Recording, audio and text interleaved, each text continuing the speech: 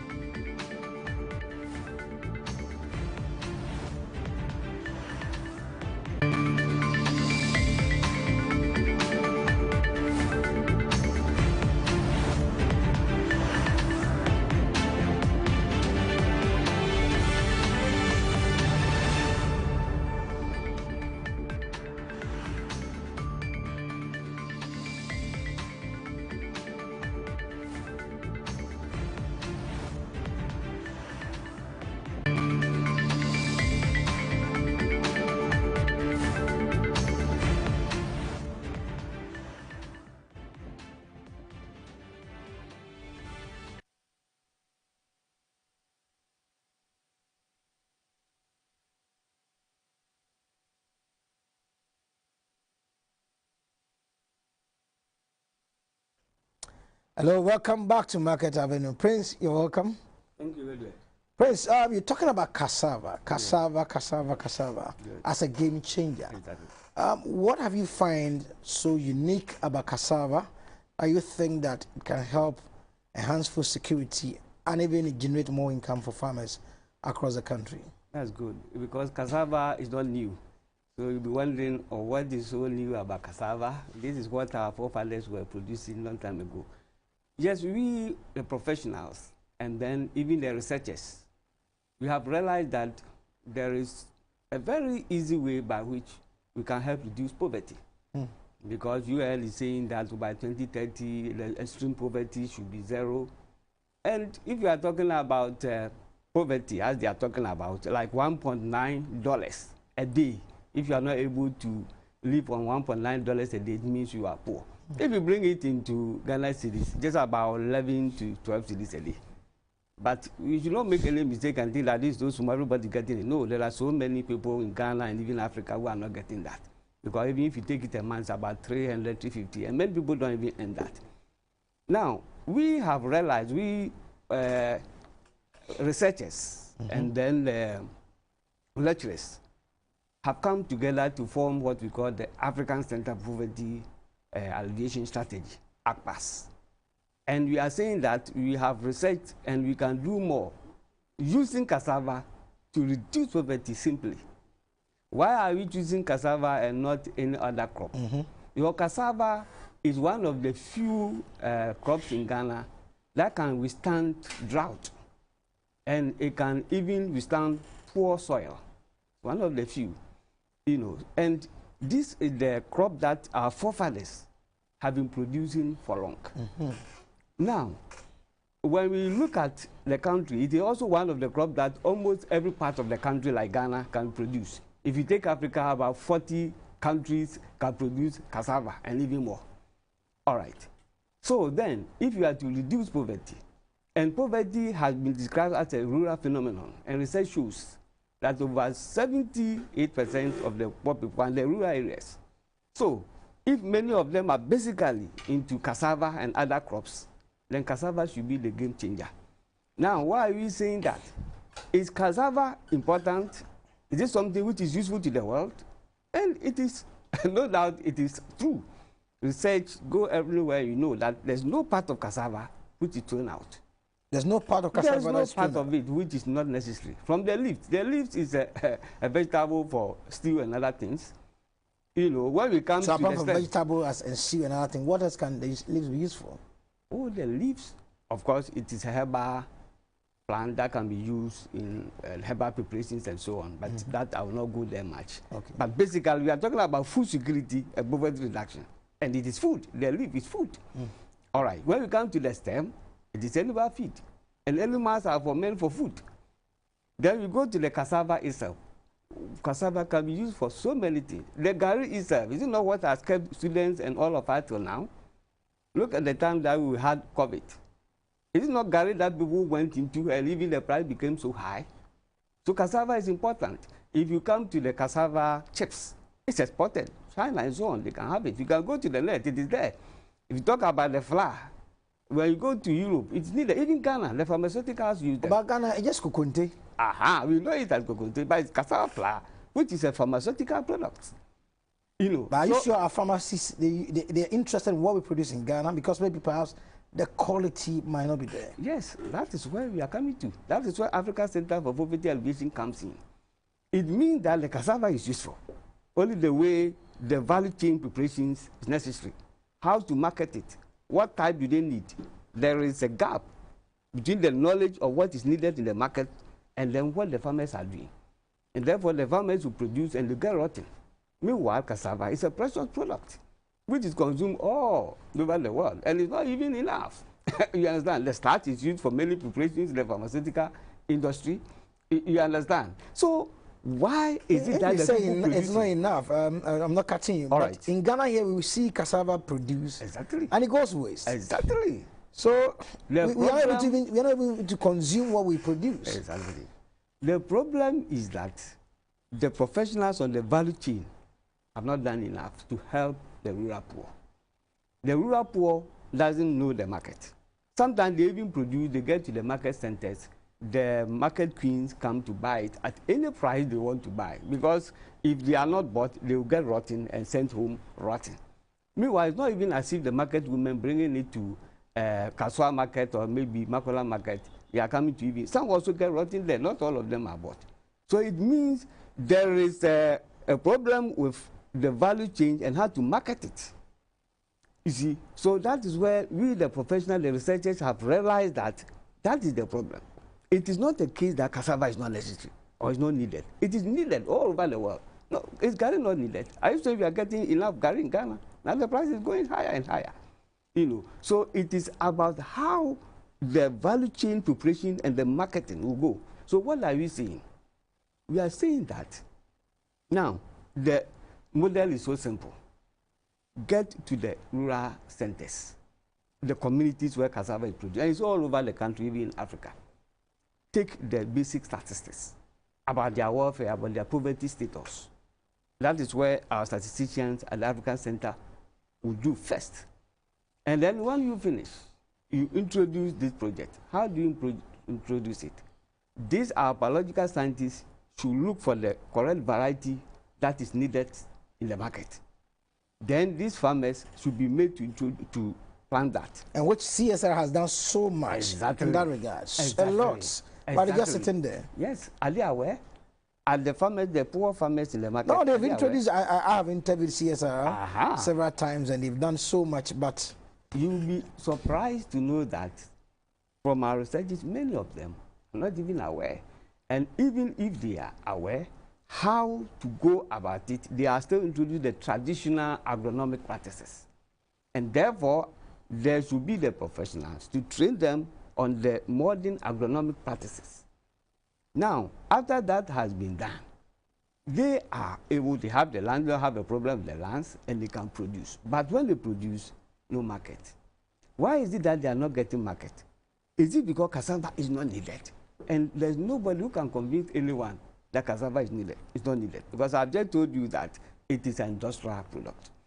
Now, the problem is that there must be the marketer, the professionals. First, we should know that producing cassava as a farmer doesn't mean that cassava knows how to conduct cassava business profitably. I've been telling my students always that if someone knows how to produce kinky doesn't necessarily mean he can run a profitable kenke business. I may not be able to produce kenke, but somebody can produce for me and I can run a profitable business. So that's what is happening to the farmers. They are farmers, they know how to cultivate cassava, but they don't know how to conduct a profitable cassava business. So the professionals, the researchers, there is a link that we should help them. One, if we can just organize a processing, you know, just a little processing factory. But we've been doing this for ages. I mean, processing, we go to a lot of communities out there, they are doing cassava processing, gari, and it's always gari. Good. Fortified with different kinds of, now they've, I mean, move a step further, and they fortify different kinds of nutrients. And so what is different? What is the difference you are talking about? Good. The question is, they have been producing gari. Is gari enough in Ghana? Can you say so? Still, the price is going higher and higher and higher because we don't have enough. So why is cassava rotten? Two, is cassava okay for the whole of Africa? The answer is no. Go to Nigeria, go to other parts of the world, gari is needed and it will not have enough. Put gari aside. What about the flour? What about the flour? Is it enough? Are you saying the flour is not necessary? We only know it in the villages, so that is a coconut and people don't eat coconut. But it's an industrial product. Are they aware? They're not aware. Many people are not aware. So these biological scientists who are aware of the uses of cassava, even one of our scientists has been able to produce a cassava spread. You see, like cassava spread. A spread, like a butter you can put in a. Oh, wow. What do you call it? Like bread. Wow. And take it. You understand? So we are not doing enough. If we can process them very well, the market is there. And cassava spread. Cassava spread. Wow, You know, that's yes, fantastic. Yes, you have to spread cassava, and it is very nutritious. Is it a starch or something is added to it? No, the raw cassava, and then we have been able to prepare it into a bread. I think one of these days you have to invite one of our members, the biological scientists. You know, they are there. So we are saying that we are failing the poor. Okay. The professionals, the researchers, the value chain, we are failing the poor. Because we should be able to pick the cassava. We should be able to turn it into various preparations that are useful and that are marketable both in Ghana, Africa, and the whole of the world. Now, you are talking about researchers. Sure. Now, I mentioned CSR. I know they've done so much. I don't know about the spread you're talking about. Okay. That might be new. Okay. But they've done a lot of research about cassava.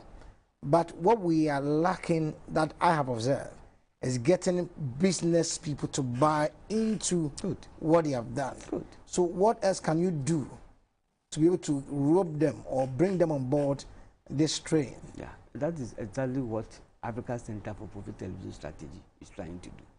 Because if they have done researches and they have found several uses of cassava, why is cassava getting rotten? Cassava is still getting rotten in the villages, even though these researchers are there. So there should be a coordinating body. Well, I don't know about the government. I think the researchers and the professionals can do that. Because we don't want the researchers to sit in the lecture room. It must be beneficial to the community, to offer community service to them. So we have marketers also with various marketing models. Why don't we use it on the ground to market this product? Okay. We have this research that has been done. They may not have been patented. They may not have been branded well. What are the marketers also doing? You know, the logistics people who do the export and so on. What are they doing? The Africa Center is saying that we put these professionals together to have a simple model to reduce poverty. And that's what I was trying to tell you. First, just simple thing. Go to the area community, you know, and then get them to produce. First, what they need is market. Do you understand? So when they are very sure they will buy, they will more than produce a lot. And they'll be so happy. So when they produce, then there must be a processing scenario. First, they must produce the correct variety. The biological scientists must prepare them into the various preparations. It can be CSIR, it can be, but we also have our body who also will prepare that one. Then they will be linked to the market. You understand? So whatever is done, just a little amount, like just about $10,000, maybe 6,000 in Ghana cedis. There are some few machinery that can be put in a place. Maybe the grater, maybe the fryer, and you know, something like the dryer. With this processing in just a community, we'll be able to buy all their cassava. And then once it is bought, they get their money. And then they can produce more. So if we can continue to do that and market them, then it means they will always be able to produce and get income. And I tell you, within 3-4 years, that status that you see them of less than 12 cedis a day will have been gone. You know, and will have reduced poverty and created income and even food security. Look at cassava. Even the cassava, when you peel it, the cassava peels. That is also the food for the animals. I hope you understand. It can also be processed into a fertilizer for the farm. I hope you understand. And this one will just be surplus for them, but this is what they are peeling away. You understand? So there's a need for training and a little training them on business way of what? Producing cassava. They just know produce and sell and they are not getting money, market.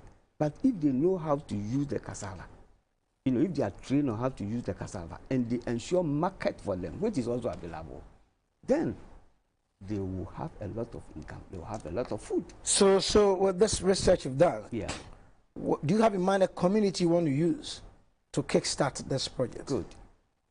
This project, as I've said, test to see how feasible we have already and viable. We have already started. Okay. If you go to Suhum Asamankesi Road, we have a community there called Okunam.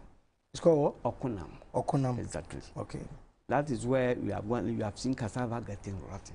The people are getting poorer. So let us start from there.